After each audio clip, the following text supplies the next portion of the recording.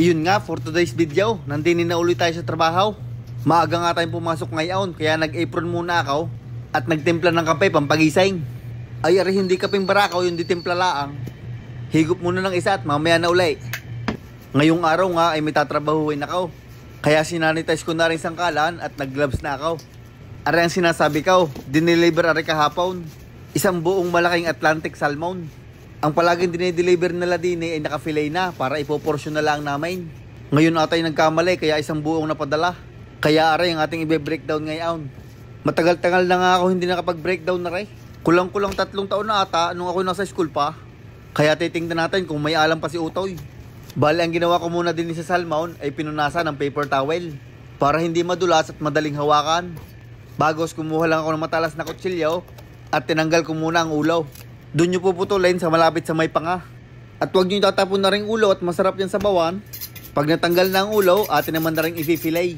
Dini ko rin uumpisahan sa may ulo. Isasagad nyo lang doon sa may buto. Kumbaga sa atin yung tinik.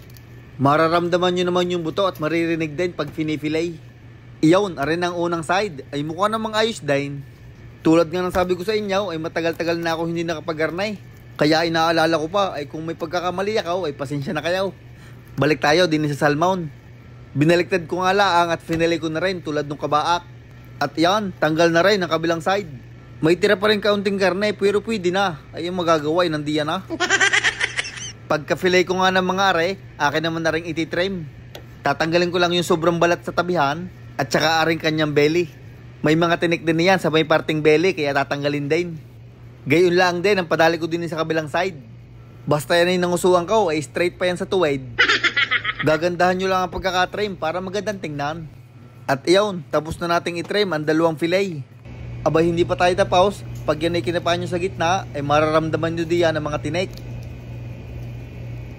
Na kung tawagin ay pin bone. Kailangan natin tanggalin niyon at gagamit ako din ng tong.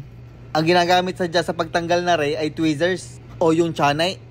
Aba hindi yung pambuhok sa kilikili o sa puting buhok. Ang gagamitin ninyo ay tweezers na pantanggal ng tinik. Ay wala pala akong gayon din sa shop kaya nag-improvise na lang ako. Ayos din nga ay nakakatanggal ng tinik. I-check lang natin at baka may naiwan. Abay mukha namang wala. Walang nakakaligtas ng usong matilaws. Pagkatapos mapilay at matanggal ang mga pinbone, atin naman na rin ipoporsyon na. Ginagayat ko lang rin ng garni kalalakay. Tinitimbang naman na rin pagka ibinebenta. Pero kung sa restaurant kayo magagarnay ay kailangan ay pantay-pantay. Nung ako'y nasa restaurant, ang padali ko din ay 3 fingers ang lapad. Pero dapat ay magkakasintimbang din yan para walang lamangan. Ari namang ulo at saka yung belly ay ipaplastik ko at hihingin ko na. Ikakamatisan ko rin sa bahay. Ari naman ang ating mga nagayat na salmon fillet. Ang benta namin na rin ay skin on. Customer na lang ang magtatanggal kung ayaw nila ng balat. Pag naiporsyon na ang mga salmon, magre-ready na tayo ng tray at lalagyan natin ng pads. Isa-isa ko yung ilalagay diyan sa mga tray. Pero pag may maliit ay pinagdadalwa ko. Bagos, are naman idadalhin ko din sa wrapping station. Ipa-plastic wrap ko lang are ng garne at i-heat press para masarado. Kailangan ay hapit na hapit para mukhang kaaya-aya. Dini nga din pala ako nakuha ng aking pang-smoke salmon. Ay meron pa tayo ngayon kaya hindi tayo gagawa.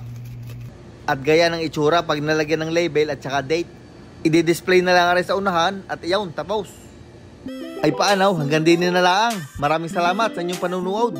Shoutout nga pala kay Allen Alcones, kay Normie Laudit, kay Carlos Soberano ng Palawan, kay Malu Bartolome ng Lipa City, Batangas, kay Adrian Rodrigueza, kay Chester Balucanag, at kay Marilu Bueno Ongonyon. Maraming salamat po sa inyong suporta.